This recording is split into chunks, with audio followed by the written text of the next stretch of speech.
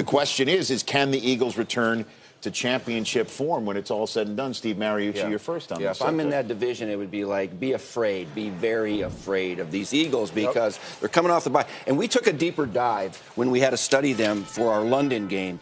And you know what? They started off slow, Willie, but, right now they got a chance to be pretty darn good. If everybody's healthy with those tackles, Carson Wentz, it looks like the Carson Wentz from last year when we were all talking about this kid's going to be the MVP of the league before he got hurt. He's 14-5 as a starting quarterback. He's big, strong, confident. He can make first downs with his legs. He's a leader, all of that. The Eagles are back, and they're 4-4. That's the best 4-4 team we've seen in a long time. And they are getting better after the midway point. You want to be coming back and trying to peak after the bye week. Acquiring talent is never a bad thing. Golden Tate is going to help the receiving core. Carson Wentz is getting back to normal, like you said. But this running backs, they're trying to find some identity, saying you don't need to bring anybody else in.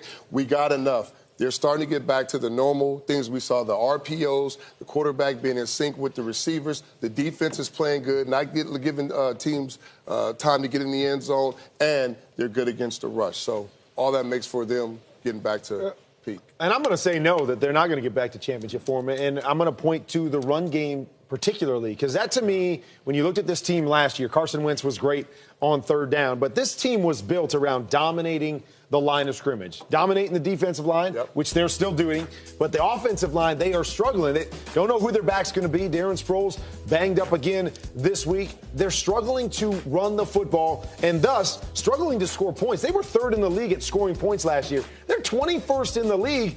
With how well Carson Wentz is playing, they're still 21st in the league. They're moving the ball between the 20s, but when it comes time to have to dominate the line of scrimmage, win the line of scrimmage, and run the football in the red zone, they are struggling. And if they're going to stay there in scoring points, I don't think they're dynamic enough, even on defense, to be able to carry them to a championship again. Emmanuel Sanders of the Denver Broncos hanging with us here on his bye week. How do you think Golden Tate will fit in? I think Golden Tate going to fit in really well. I mean, you're talking about a dynamic playmaker. I really respect this game, and I like watching him play because, when he catches that ball, he's going to stiff arm somebody. He's going to do whatever he has to do to get to that end zone. And so for them to acquire him, I was surprised that the Detroit Lions actually let go of Golden Tate, because he's such a dynamic playmaker. But, obviously, me and Golden Tate came in the same year. We both 9 years in the league, and so they probably wanted to let go of him from that perspective. But, man, the Eagles definitely got a dynamic playmaker, and now he has a quarterback as well in Carson Wentz, who's a really good quarterback who can give him the ball.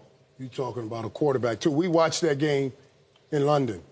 And that play that kid made, where that dude was hanging all over him, he threw that perfect square in. We were all in the box. Oh, did you see that? His leg is fine. He is back. Golden Tate will love playing for him and have the opportunity today for Golden Tate to play the same Cowboy team that you hear Jane talked about, that he toasted a couple weeks ago. 8 targets, 8 receptions, 132 yards, 2 touchdowns, and those were short passes that he took deep and got in the end zone. I say they do regain their championship form, and I say it showed up in Jacksonville somewhat, and it is here now full, and we shall see it today. If they gain it, I think they'll do it a different way by throwing the football. But I love the complementary piece because they've got Alshon Jeffrey, the big guy down the field. You got Zach Ertz, who's playing great in the middle of the field. And now you got the short guy when you can make things easy. We were just talking about those little bubble screens and stuff make it so much easier on an offense. And now you've got that playmaker as well. That'll help make up for the running game. Yep. And then the last point,